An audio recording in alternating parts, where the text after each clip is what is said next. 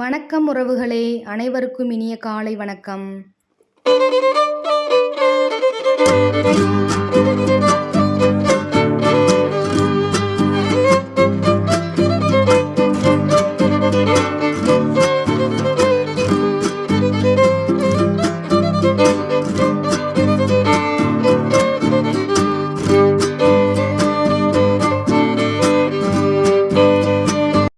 இந்த வீடியோ பார்க்குற எல்லாருமே ஹாப்பி அண்ட் ஹெல்த்தியாக இருப்பீங்கன்னு நம்புகிறேன். வெல்கம் பேக் டு மேஹுயினி விலாக்ஸ். என்னோட வீடியோ உங்களுக்கு பிடிச்சிருந்துச்சுன்னா லைக் அண்ட் சப்ஸ்கிரைப் பண்ணுங்கள். உங்களோட ஒவ்வொரு லைக்கும் சப்ஸ்கிரைபும் என்னை அடுத்தடுத்த வீடியோ போட மோட்டிவேட் பண்ணும். இந்த வீடியோவில் நம்ம என்ன பார்க்க போகிறோன்னா, ஈவினிங்லேருந்து அடுத்த நாள் காலையில் வரைக்கும் நான் என்னென்ன வேலைகள்லாம் பார்க்க போகிறேன் அப்படிங்கிற வீடியோ தான் இது. வாங்க வீடியோக்குள்ளே போகலாம். ஈவினிங் ஒரு 5:30 போல் எப்பயுமே காக்கா எங்கள் வீட்டில் வந்து கத்த ஆரம்பிச்சிடும். காலையில் ஒரு 8:30 போல் வந்து கத்தும். நான் அதுக்கு ஸ்நாக்ஸ் வச்சுட்டேன்னா சாப்பிட்டுட்டு அது பாட்டுக்கு போயிடும். சரி, காக்காவுக்கு ஸ்நாக்ஸ் வச்சுட்டு அப்படியே கையோட துணியை காய போட்டிருந்தேன். அதையும் அப்படியே மடிச்சுட்டு வந்துடலாம் அப்படின்னு சொல்லிட்டு மடிக்க போயிருந்தேன். இல்லாட்டி சோம்பேறித்தனமாக ஆயிரும் அப்படின்ட்டு. நைட்டு 8:30 போல் பாப்பாவுக்கு இந்த பயறு உரிக்கிறது பிடிக்கும். சரி, அடுத்த நாள் காலையில் குழம்பு வச்சுக்கலாம் அப்படின்னு சொல்லிட்டு அவளை உரிக்க சொல்லியிருந்தேன். நைட்டு இன்றைக்கி டின்னருக்கு தோசையும் சாம்பாரும் வைக்கலாம் அப்படின்னு சொல்லி பிளான் பண்ணியிருந்தேன். எங்கள் ஊரில் இந்த சாம்பாருக்கு உப்பு சாம்பார்னு சொல்லுவாங்க. இது இட்லி தோசைக்கு மட்டும்தான் இது வச்சு சாப்பிடுவோம், காய் எதுவுமே போடாமல். அந்தக்குரிய தேவையான பொருளெல்லாம் எடுத்து வச்சுட்டு இருந்தேன். சரி, சாம்பார் வைக்கிறதுக்கு முன்னாடி பால் அடுப்பில் வச்சு விட்டோம்னா ஒரு பக்கம் கொதிச்சுக்கிட்டு இருக்கும் அப்படின்றக்காக பாலை வந்து ஊற்றி காய வச்சுருந்தேன். ஈவினிங் வந்து பசும்பால் தான் வாங்குவோம், காலையில் வந்து பாக்கெட் பால் வாங்குவோம். அப்போ குட்டி பாப்பா வந்து எனக்கு ஸ்நாக்ஸ் எடுத்து கொடுங்கம்மா அப்படின்னு சொல்லி அழுதுகிட்டு இருந்தா. இருடா, பாலை காய வச்சுட்டு வந்து உனக்கு எடுத்து தரேன் அப்படின்னு சொல்லியிருந்தேன். அப்படியே அடுப்பில் பாலை வச்சு விட்டுட்டேன். அடுத்து சாம்பாருக்கு ரெடி பண்ணுறதுக்காக 2 கை பாசிப்பருப்பு எடுத்திருக்கேன். இந்த இதுக்கு பாசிப்பருப்பு தான் யூஸ் பண்ணுவாங்க. துவரம்பருப்பு யூஸ் பண்ணலாம், பாசிப்பருப்பு யூஸ் பண்ணால் இன்னும் டேஸ்ட்டாக இருக்கும். எங்கள் 2 பேருக்கு மட்டும்தான் இந்த சாம்பாருங்கிறனால ஒரு பச்சை மிளகாய் மட்டும் எடுத்துக்கிட்டேன். பாப்பா அவங்களுக்கு காலையில் வச்ச தக்காளி சட்னி மீதி இருந்துச்சு. சரி, அதனால் அவங்களுக்கு சேர்த்து செய்யலை, எங்கள் 2 பேருக்கு மட்டும்தான்னு சொல்லிட்டு. இதுக்கு சின்ன வெங்காயம் தான் யூஸ் பண்ணணும். எங்கள் ஊரில் எந்த குழம்பு வச்சாலும் அதிகமாக சின்ன வெங்காயம் தான் நாங்கள் யூஸ் பண்ணுவோம். என்னோடய வீடியோஸ்லாம் பார்த்துருந்தீங்கன்னா உங்களுக்கே தெரியும், நான் எல்லா குழம்புக்குமே சின்ன வெங்காயம் தான் மோஸ்ட்லி யூஸ் பண்ணுவேன். அடுத்து 2 தக்காளி எடுத்து சேர்த்துருக்கேன். ஒரு 6 to 7 சின்ன வெங்காயம் சேர்த்துருக்கேன். ஒரு பச்சை மிளகாய் சேர்த்துருக்கேன். இது வந்து ஒரு 5 நிமிஷத்துலேயே நம்ம வச்சிடலாம். இந்த சாம்பார் குக்கரில் தான் வைப்பேன் நான். ஒரு 3 விசில் 4 விசில் போட்டு இறக்கணுன்னா சாம்பார் வந்து சூப்பராக ரெடி ஆயிரும். இப்போ எல்லா காயையும் மொத்தமாக போட்டிருக்கேன். பருப்பை கழுவி அதில் காய் சேர்த்துட்டு தேவையான அளவு தண்ணி ஊற்றிருக்கேன். அது கூடவே கொத்தமல்லியும் சேர்த்துருக்கேன். தேவையான அளவு உப்பு போட்டிருக்கேன். இப்போ 4 பேருக்கு செய்கிறீங்கன்னா இது எல்லாமே டபுள் ஆக்கிக்கோங்க. சாம்பார் தூள் சேர்த்துருக்கேன். இது வந்து வீட்டில் அரைச்ச மசால் தான். சாம்பாருக்கு தனியாக, மட்டன் சிக்கனுக்கெலாம் தனித்தனியாக அரைச்சி வச்சுருப்பேன். இப்போது எல்லாத்தையும் மிக்ஸ் பண்ணிவிட்டு மூடி போட்டு ஒரு 3 to 4 விசில் வச்சிடலாம். இது கூடவே கொஞ்சோண்டு சீரகம், கொஞ்சம் பெருங்காயத்தூள் சேர்த்துக்கிறணும். பருப்பு சாம்பார் எல்லாம் வச்சோன்னா விசில் வர்றப்ப அப்படியே வெளியில் வரும். அப்போ குக்கர் மூடி ஃபுல்லாக அந்த மாதிரி அது ஃபுல்லாக ஆயிரும். அப்படி ஆகாமல் இருக்கிறதுக்காக ஒரு 4 to 5 சொட்டு எந்த எண்ணெய் வேணால் சேர்த்துக்கலாம். 4 to 5 சொட்டு எண்ணெய் சேர்த்து அதை மிக்ஸ் பண்ணாமல் அப்படியே குக்கர் மூடி போட்டு மூடி வச்சிட்டிங்கன்னா அந்த சாம்பார் மேலே வராது. அந்த மசால் எதுவுமே குக்கர் மூடியில் ஒட்டாமல் இருக்கும். இது ஒரு சூப்பர் டிப்ஸு. ட்ரை பண்ணி பார்த்துட்டு நல்லா இருந்துச்சுன்னா எனக்கு கமெண்ட் பாக்ஸில் சொல்லுங்கள். கையோடவே இப்போ கட் பண்ண இது எல்லாத்தையுமே க்ளீன் பண்ணிடலாம் அப்படின்னு சொல்லிட்டு எடுத்து போட்டுட்டு கட்டர் போர்டை கழுவி அந்த தண்ணி வடிகிறதுக்காக சிங்க்குக்கு மேலே வந்து பாத்திரம் அடுக்கி வைக்கிறதுக்கு ஸ்டாண்ட் வச்சுருப்பேன், அதில் வந்து தொங்க விட்டுட்டேன். ஒரே தான் டின்னர் முடிச்சுட்டு வந்து பாத்திரம் எல்லாத்தையும் விளக்கிக்கிறலான்னு சொல்லிட்டு அப்படியே வச்சுட்டேன். இப்போ வந்து சாம்பார் ரெடி ஆயிடுச்சு. அடுத்து சாம்பார் தாளிக்கிறதுக்கு ஒரு 2 ஸ்பூன் எண்ணெய், கடுகு, கொஞ்சோண்டு சீரகம், கருவேப்பிலை, இது 3ஐயும் போட்டு பொரிஞ்சனையும் சாம்பாரில் தூக்கி ஊற்றிட்டா சூப்பரான சுட சுட உப்பு சாம்பார் ரெடி ஆயிடும்.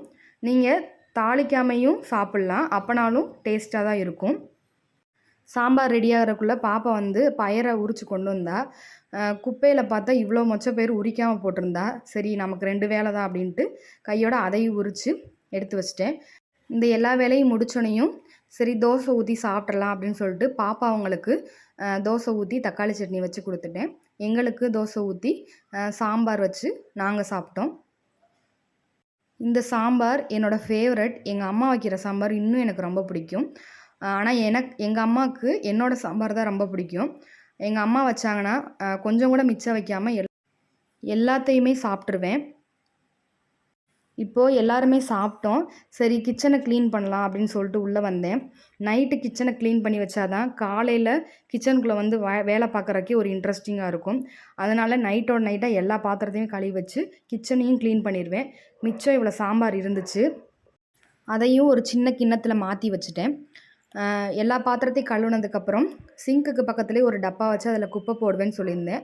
அதை வந்து என்ன செஞ்சேன்னா அந்த கவரை எடுத்து கீழே போட்டுட்டு புது கவர் மாற்றி வச்சுட்டேன். இப்போது ஃபுல்லாக க்ளீன் பண்ணி வச்சுட்டேன். இந்த பயரை இப்போ எடுத்து ஒரு மூடி போட்டு மூடி வச்சிட்டோன்னா அடுத்த நாள் காலையிலக்கு குழம்பு வச்சுக்கலாம் அப்படின்றதுக்காக ஒரு பாக்ஸில் போட்டு மூடி வச்சிட்டேன். அடுத்த நாள் என்ன சமையல் பண்ணலான்னு நாளே யோசிச்சு வச்சுருவேன். அன்றைக்கி காலையில் காய் நிறைய வாங்கிட்டு வந்திருந்தனால சரி இந்த குழம்பு வச்சிடலாம் அப்படின்னு சொல்லிட்டு இதை உரித்து வச்சுட்டேன். அடுத்த நாள் காலையில் பாப்பா அவங்களுக்கு சுடுதண்ணி காய வச்சுட்டு இன்றைக்கி செவ்வாய்க்கிழமை அப்படிங்கிறனால கோலம் போட வெளியில் போனேன்.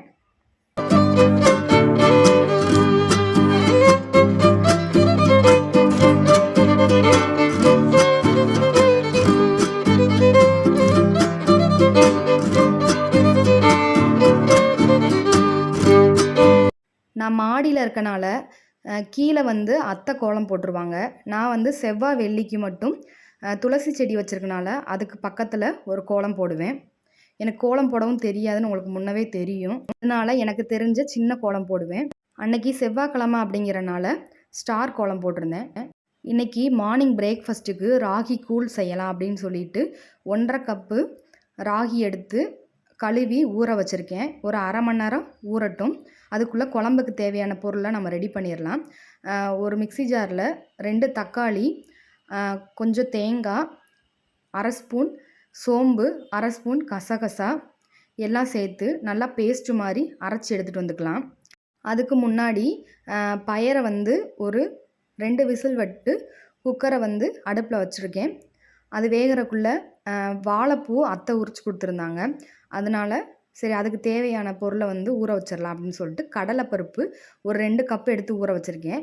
நான் 2 கைப்பிடி வாழைப்பூக்கு 2 கப்பு கடலைப்பருப்பு ஊற வச்சுருக்கேன்.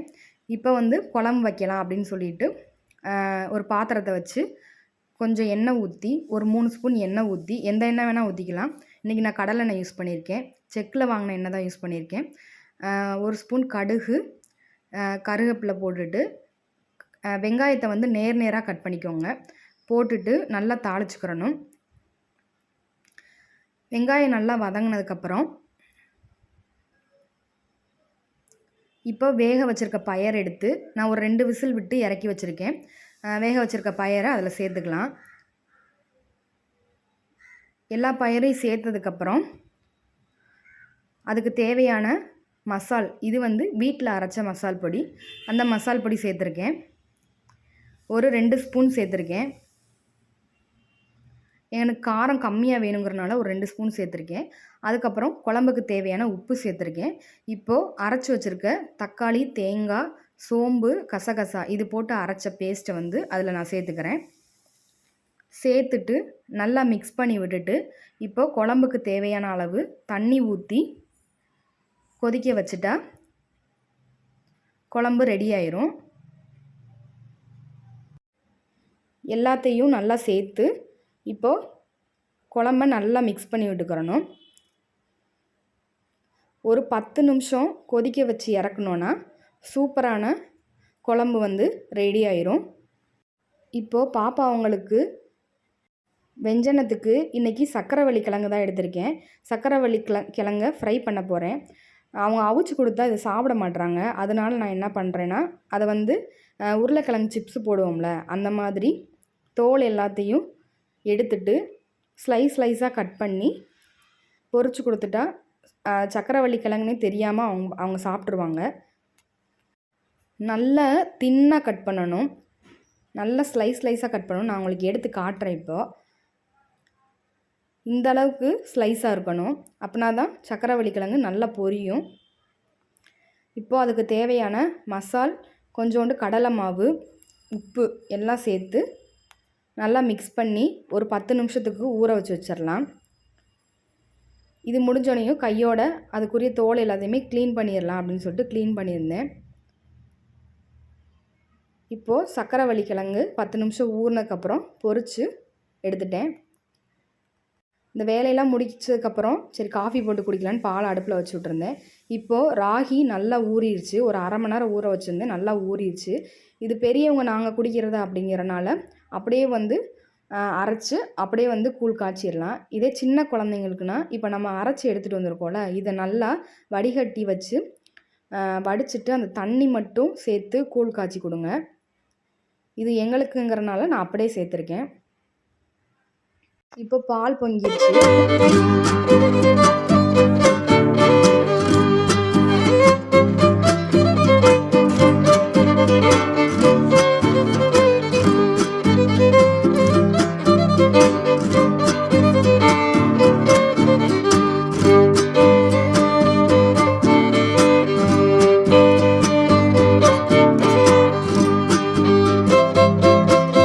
கூழுக்கு ரெடி பண்ணுறதுக்குள்ளே பால் பொங்கிருச்சு. சரி கையோட காஃபி போட்டு குடிச்சிடலாம் அப்படின்னு சொல்லிட்டு எனக்கும் அவங்களுக்கும் போட்டுக்கிட்டு இருந்தேன். அந்த பச்சை கலர் கப்பு என்னோடது, அந்த மஞ்சள் கலர் கப்பு அவங்களோடது. எனக்கு இந்த மாதிரி காஃபி கப்ஸ் கலெக்ட் பண்ண ரொம்ப பிடிக்கும். இன்றைக்கி கூட 2 கப்பு புதுசாக வாங்கிட்டு வந்திருக்கேன். லஞ்ச் பாக்ஸுக்கு மொச்சப்பயிறு குழம்பும் சக்கரவள்ளி கிழங்கு ஃப்ரையும் தான். கையோட ஸ்நாக்ஸ் பாக்ஸையும் எடுத்து ரெடி பண்ணி வச்சுட்டேன். பாப்பா அவங்க 2 பேரையும் ஸ்கூலுக்கு அனுப்பி விட்டுட்டு சரி எங்களுக்கு பிரேக்ஃபாஸ்ட் பண்ணலாம் அப்படின்னு சொல்லிட்டு வந்தேன்.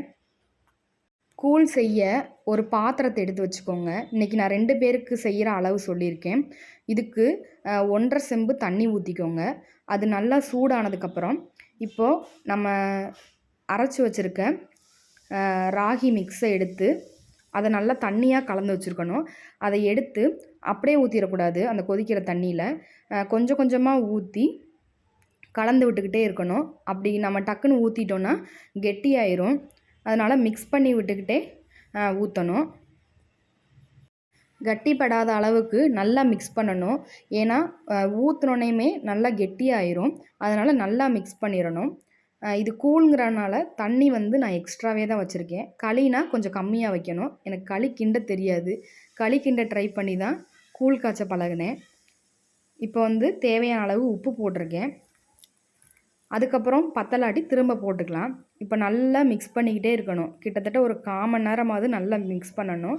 இது நம்ம மாவு இல்லாமல் நம்ம முழு ராகி எடுத்து இதில் யூஸ் பண்ணுறனால ஒரு 1/4 மணி நேரமாவது நல்லா கை விட்டு மிக்ஸ் பண்ணிக்கிட்டே இருக்கணும். நம்ம செம்ம ஹெல்த்தியான டிஷ்ஷு. சின்ன குழந்தைங்கள்லேருந்து யார் வேணால் இது சாப்பிட்லாம். பிறந்து ஒரு 8 மாத குழந்தையிலேருந்து பெரியவங்க வரைக்கும் யார் வேணால் சாப்பிட்லாம். இதில் அவ்வளோ ஹெல்த்தி இருக்குது. கால்சியம் சத்து அதிகமாக இருக்குது. எங்கள் பெரிய பாப்பா கூழ் குடிக்க மாட்டா. நான் எவ்வளவோ ட்ரை பண்ணி என்னென்னமோ செஞ்சு கொடுத்து பார்க்குறேன், குடிக்க மாட்டா. அதனால் அவளுக்கு ராகி சேமியாவை செஞ்சு கொடுத்துருவேன். சின்ன பாப்பா ராகி கூழ் குடிச்சுக்கிடுவா. இப்போ அவளுக்கு சேர்த்து தான் செஞ்சுக்கிட்டு இருக்கேன். அவள் ஈவினிங் அவளுக்கு கொடுக்கலாம் அப்படின்னு சொல்லி சேர்த்து செஞ்சு வச்சிட்ருக்கேன். கொஞ்சம் டைம் எடுக்கிறனால காலையில் செய்ய முடியலை அப்படின்றக்காக அவன் ஈவினிங் குடிச்சிக்கலாம் அப்படின்றக்காக செஞ்சு வச்சுட்டேன். இப்போது ரெடி ஆயிடுச்சு. இப்போ வாழைப்பூ வடை செய்ய போகிறேன். 2 கைப்பிடி வாழைப்பூ எடுத்து மஞ்சத்தூள் உப்பு போட்டு நான் கொதிக்க வச்சுக்கிறேன். இப்போ ஊறின கடலைப்பருப்பு கூட 2 பல் பூண்டு, ஒரு 4-5 கருவேப்பிலை, ஒரு வத்தல் சேர்த்துருக்கேன். கொஞ்சோண்டு வீட்டு மசால் பொடி, உப்பு, சோம்பு இது எல்லாம் சேர்த்து மிக்சியில் இப்போ அடிக்க போகிறேன். வாழைப்பூ கொதிச்சுக்கிட்டு இருக்கு. போய் அரைச்சி எடுத்துகிட்டு வந்துக்கிறேன்.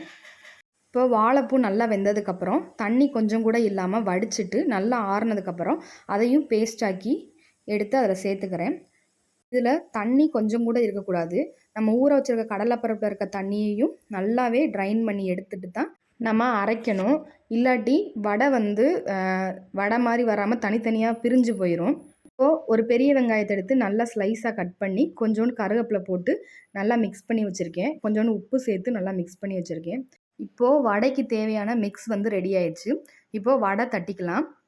நல்லா உருட்டிட்டு நல்லா தட்டி எண்ணெய் சூடானதுக்கப்புறம் அதில் போட்டு எடுத்தோன்னா சூப்பரான வாழைப்பூ வடை ரெடி ஆயிரும். இது சின்ன குழந்தைங்களுக்கும் கொடுக்கலாம். அவங்களுக்கு இது வாழைப்பூனே தெரியாது. நல்ல ஹெல்த்தி ஆப்ஷன்.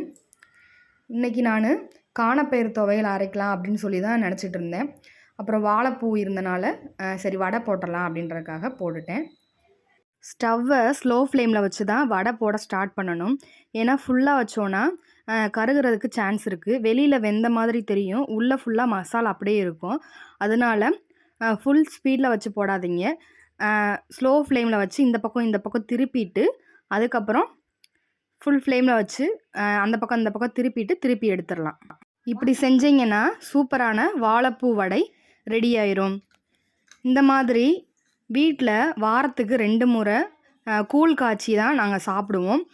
கம்மங்கூழாக இருக்கட்டும் இல்லை ராகி கூழ், 2ல் ஏதாவது ஒன்று செஞ்சு கொடுத்துருவேன். அதுக்கு காம்பினேஷனாக புதினா துவையலோ இல்லை காணப்பயிறு துவையலோ இல்லை இந்த மாதிரி வடையோ போட்டு செஞ்சு சாப்பிட்டுக்குருவோம். வீட்டிலே தான் செஞ்சு சாப்பிடுவோம். கூழ் செஞ்சு ஒரு அரை மணி நேரம் கழித்து தான் சாப்பிடணும். அதுக்கு ஒரு 2 ஸ்பூன் தயிர் ஊற்றி கொஞ்சமாக வெங்காயம் போட்டு சாப்பிட்டா சூப்பராக இருக்கும். ஈவினிங் சாமி கும்பிட்றதுக்கு பூ வாங்கிட்டு வர சொல்லியிருந்தேன். பூ வாங்கிட்டு வந்திருந்தாங்க. நல்லா ஃப்ரெஷ்ஷாக பார்க்கவே அழகாக இருந்துச்சு. வெள்ளைப்பூவும் வாங்கிட்டு வந்திருந்தாங்க. இதுக்கு பேர் எங்கள் ஊரில் மெட்ராஸ் மல்லி அப்படின்னு சொல்லுவாங்க. உங்கள் ஊரில் எப்படி சொல்லுவாங்கன்னு எனக்கு கமெண்ட் பாக்ஸில் கமெண்ட் பண்ணுங்கள். இது நானே கட்டின பூ நானாக கட்டிக்கிடுவேன். ஈவினிங் ஒரு 6 மணி போல் சாமி கும்பிட்றதுக்காக சாமி படத்தில் இருந்த பழைய பூவெல்லாம் எடுத்துகிட்டு புது பூ மாற்றி மன நிறைவாக சாமி கும்பிட்டு முடிச்சிருந்தேன். முடிஞ்ச வரைக்கும் வீட்டில் ஹெல்த்தியாக என்னென்னலாம் செய்ய முடியுமோ அதை குழந்தைங்களுக்கும் நம்மளும் செஞ்சு சாப்பிடுவோம். இன்றைக்கி வாழைப்பூ வடை போட்டிருந்தனால எனக்கு வாழை படத்தில் ஒரு சீன் ஞாபகம் வந்துச்சு. அதில் ஒரு குட்டி பையன் வந்து ஹீரோவாக நடிச்சிருப்பான். அந்த பையன் வந்து அவனோட ஃப்ரெண்டுக்கிட்ட பேசிக்கிட்டு இருப்பான். இன்றைக்கி அந்த டீச்சர்கிட்ட நான் எங்கள் அம்மா மேலே சத்தியம் பண்ணியிருந்தேன் அப்படின்னு சொல்லி சொல்லுவான் ஹீரோ. அதுக்கு ஹீரோவோட ஃப்ரெண்டு சொல்லுவான், எதுக்குடா பொய் சத்தியம் பண்ண? பொய் சத்தியம் பண்ணால் அவனோட அம்மா இறந்துருவாங்க, அதனால அந்த டீச்சர்கிட்ட போய் நீ உண்மையை சொல்லிடு அப்படின்னு சொல்லி சொல்லுவான். எனக்கு அந்த சீன் பார்த்தோன்னையும் என்னோடய ஸ்கூல் டேஸ் தான் ஞாபகம் வந்துச்சு. நம்மளே இப்படி தான் பொய் சத்தியம் பண்ணால் அவங்க இறந்துருவாங்க இவங்க இறந்துருவாங்கன்னு சொல்லி நம்மளையும் நம்ப வச்சுருக்காங்க. நம்மளும் இன்னசென்ட்டாக அதெல்லாம் நம்பிட்டு தான் இருந்திருக்கோம். இன்னசென்ட்டாக இருந்தாலும் அந்த லைஃப் தான் சூப்பரான லைஃப்னு எனக்கு தோணுது. திரும்ப அந்த லைஃப்க்கு போக மாட்டோமா அந்த மாதிரி தான் இருக்குது. உங்களுக்கும் அப்படி தான் இருக்குன்னா எனக்கு கமெண்ட் பாக்ஸில் கமெண்ட் பண்ணுங்கள். ஓகே உறவுகளே, இந்த வீடியோவோட எண்டுக்கு வந்துட்டோம். இந்த வீடியோ உங்களுக்கு பிடிச்சிருந்துச்சுன்னா எனக்கு லைக் அண்ட் சப்ஸ்கிரைப் பண்ணுங்கள். இந்த வீடியோ உங்களுக்கு இன்ட்ரெஸ்டிங்காக இருந்திருக்கும்னு நம்புகிறேன். அடுத்த வீடியோவில் சந்திப்போம். பாய் அண்ட் தேங்க்யூ.